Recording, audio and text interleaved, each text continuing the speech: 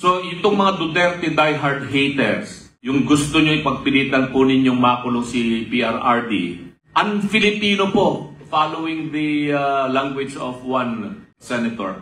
That is very un-Filipino. Na yung tao na alam mong hindi pa naman nasisintin siya, lalo-lalo na yung edad niya, yung kanyang health situation, ay hindi mo papayagan na mapagbigyan ng interim release. That's very un-Filipino.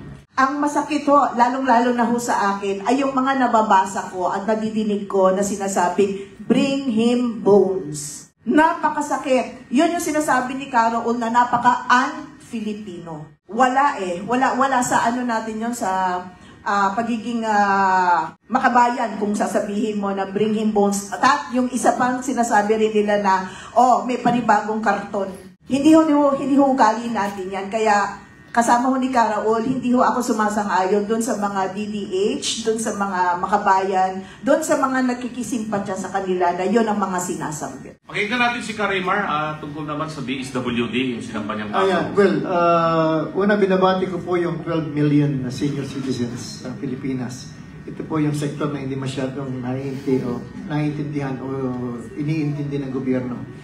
Yung pong, meron pong pinal sa Supreme Court, pero siguro mamaya na po natin yung didiscuss. Meron po kasing nirelease na executive order na unconstitutional ang Malacanang noong September 18. Doon muna po tayo sa interim release. Kung magkakaroon ng oras, mamaya didiscuss. Salamat. Anyway, doon po sa interim release, meron pong kasabihan sa Bicol na ibali ngayong paslo, bako lang para hapon. Kung tatagalogin po, hindi bari raw swapang, wag ka lang magnanakaw. Ang problema, yung hinaharap natin ngayon, swapang na, magnanakaw pa. So yun po yung dahilan. Ngayon, kung titingnan po natin yung interim release, siguro nga po tama si Karaol, si Atty. Raul, kailangan natin dito panalangin. Kasi yung pong ICC, wala po silang standing na issue ngayon. Walang nakakulong sa kanila ngayon, walang kaso kundi yung kay PRRD. So kung i-release nila si PRRD, baka wala nang dahilan para sumuporta sa ICC yung mga gobyerno sa Europe. Di ba? However, on the other hand, kung sakaling magkakaroon ng masamang bagay na mangyayari kay PRRD, kung mamamatay siya, wag naman, sa ICC, hindi kayang harapin ng ICC kung paano niya ipapaliwanag sa buong mundo na yung hindi pa naman convicted at saka merong sakit, i-retain nila. So ang masasabi ko po, siguro kailangan natin talaga yung panalangin na maintindihan ng ICC yung risk na baka merong mangyari kay PRRD habang nakakulong sa ICC na nililitis, baka yun yung maging dahilan para pagbigyan nila yung request for interim release. Okay. Alright mga kababayan, so mainit talagang pinag-uusapan itong about sa interim release mga kababayan, no? At ilang araw na lamang ay maririnig na po natin yung pagpapasya para po dito sa interim release ni dating Pangulong Duterte ng ICC. So malaking hamon talaga sa imahe ng ICC, no? Kapag hindi po talaga nila naipakita ang balansing pagtrato sa isang akusado na matanda na, alam naman po natin na si PRRD ay 80 years old na at may mga karamdaman na, no? Ang ICC kasi ay itinatag yan hindi lang para magparusa, kundi para ipakita din po yung hustisya na may kasamang humanitarian values. Tignan na lang natin mga kababayan, no, sa pagitan po ng humanitarian versus judicial responsibility. Sa mandato kasi ng ICC, yung pangunahing tungkulin kasi nila is of course tiyakin nila yung pananagutan ng mga leader na inakusahan ng crimes against humanity. In this case mga kababayan, si PRRD po ay nahaharap sa kasong yan pero hindi pa siya napapatunayan na nagkasala. So bilang ano dito mga kababayan, yung humanitarian obligation kasama na sa kanilang prinsipyo syempre yung respeto din, no, sa karapatan ng bawat akusado. Kabilang ang karapatan sa kalusugan, dignidad at makataong pagtrato. At ang interim release na sinasabi nga natin mga kababayan ay karaniwan talagang ibinibigay ito, no, kung may matibay na dahilan gaya ng edad, kalusugan, ayan yung sitwasyon nga po ni PRRD, no, 80 years old, tapos yung kanyang kalusugan, alam naman po natin na bago siya kunin at dalhin dyan sa ICC. Alam na po natin na may sakit na po talaga si PRRD at napakarami na po daw na maintenance na iniinom yan. Ayon po yan kay Senator Bongo, no, at sa ilang mga malalapit na kaanak nito, no. At bukod dyan is yung humanitarian grounds.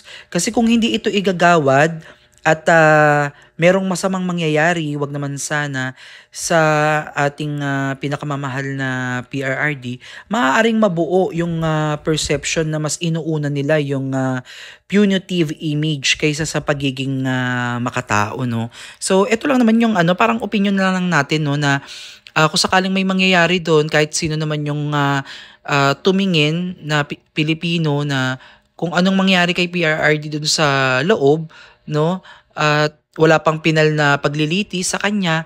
So masakit para sa damdamin natin, no, na hindi napatunayan, o kahit doon na lang sa mga taong nag-aabang, no, ng maanuhan siya, kumbaga masintensyahan talaga siya ng pagkakakulong dito sa ICC, ay parang mawawalan din ng saysay, no, na parang hindi man lang napatunayan na siya talaga ay nagkasala. So ang nito, ang hirap nito mga kababayan na pagdebatihan, lalo na kung mawala si PRRD, ay talagang kasi sa mata ng batas, kasi pagka namatay na yung akusado, tapos na yung kaso, no, hindi mo na pwedeng buhayin yan kasi hindi na makakasagot yan eh. Hindi mo na pwedeng litisin yan dahil hindi niya na din naman madedepensahan yung kanyang sarili. Kaya yung malaking reputational impact nito sa ICC, kung sakali, kung hindi mag-grant yung kanyang interim release, nasa kustodiya siya ng ICC, maaaring sabihin ng publiko na ang ICC ay mahigpit, no, pero hindi makatao. So doon pala mako-question na kagad sila. Pero kung mag-grant naman, no, yung interim release ni PRRD, ito ay magpapakita o mapapakita nila na kahit ang akusado ay may mabigat na krimen na kinaharap, napatunayan man yan o hindi, pinapahalagan pa rin po nila yung karapatang pantao. At ito ay may matibay na, o kaya magpapatibay ng kanilang kredibilidad bilang humanitarian court. Kasi alam naman po natin na ang ICC ay nabuo dahil po dyan sa isa sa dahilan nila ay yung humanitarian nga, chuchu. At itong global perception, no, syempre nakatutok diyan yung buong mundo, no, dahil ang ICC ay nakatutok din sa mga high profile cases. So bawat desisyon nila ay talagang makakaapekto po talaga ng reputasyon sa international na hustisya. So ang maling hakbang ay maaaring magdulot talaga ng pagdududa sa kanilang integridad.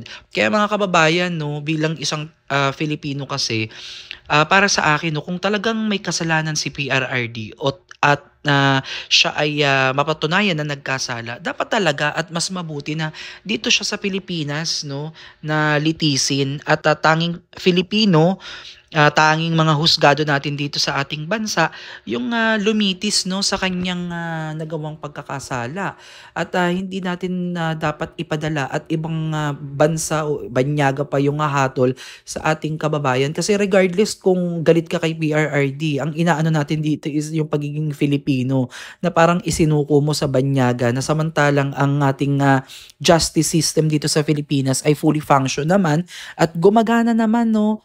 At yun yung masakit, no, at masaklap na naipagkait po yan kay PRRD, na mismong Filipino ang nagsuko sa kanya at ngayon ay walang magawa, 'di ba? So ito yung challenge, no, ngayon sa ICC, na kapag talagang may nangyari kay PRRD na hindi maganda, wag naman sana, ay malalagay talaga sa alanganin itong reputasyon din at moral ng ICC. Kasi syempre bilang Filipino, sasama talaga ang loob natin sa ICC, no?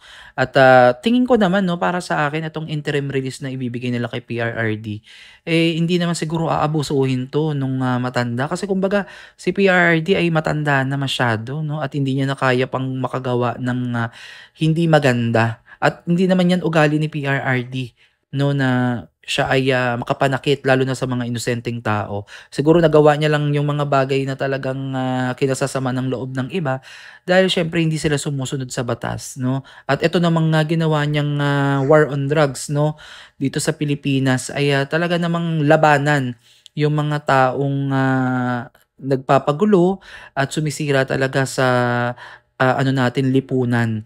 Ito yung mga drug addict, mga nagbebenta. So yan yung ano yan yung kinalaban niya naman, hindi naman yung mga inosenteng tao. No, maaari siguro na may mga nadamay, may mga napahama kasi nagawa din 'yun dahil siguro ang iniisip ko kasi baka nung time ng war on drugs talagang sinabayan siguro si PRRD ng may mga masasamang intention sa kanya para sirain yung kanyang administrasyon, sirain yung kanyang ginagawang pagsugpo dito nga po sa illegal na droga, no? At siguro sinabayan niya na sabotahihin, 'di ba pwedeng mangyari 'yun maraming puwedeng mangyari pero ito ang dapat mapatunayan talaga sa ano, sa ICC kung siya talaga ay nagkasala 'no na ng crimes against humanity. Pero one thing for sure, ginawa lang 'to ni PRRD out of love, mahal niya ang bansa niya at ayaw niyang malubog 'no, ayaw niyang maging narco country tayo. Kaya naiintindihan ko at maging ako 'no na may kamag-anak na gumagamit ng pinagbabawal na gamot, talagang malaking tulong 'yun dahil natakot 'no, yung ating mga kababayan at naging lesson o na-lesson yung mga taong papunta sa ano, hindi magandang landas. So ayun mga kababayan, ito yung aking opinion about dito sa interim release ni PRRD dito sa ICC na sana ay mapagbigyan no, upang maging balanse naman yung tingin ng international na nanonood sa kanila, lalo na yung mga Filipino, na mabigyan din nila ng humanitarian consideration itong ating dating Pangulo dahil ito din naman yung advocacy nila no, yung humanitarian values na inaano nila. So dapat maging fair po sila sa lahat kasi tao din naman yan kahit inaakasuhan nyo yan. Lalo na ito si PRRD na hindi pa napapatunayan na siya po ay nagkasala. So wag sanang ipagkait kay PRRD yung pagkakataon no, na ibigay naman sa kanya yung humanitarian na consideration. So again, ito lang muna yung ating comment no dito sa ating napakinggan at about dito sa interim release no, kung ano yung ating opinion tungkol dito at ano yung nakikita nating pwedeng mangyari no kung sakaling hindi mapagbigyan o mapagbigyan itong interim release ni PRRD. Pero we are hoping and praying na mag-grant itong interim release niya para makauwi na po siya dito sa ating bansa.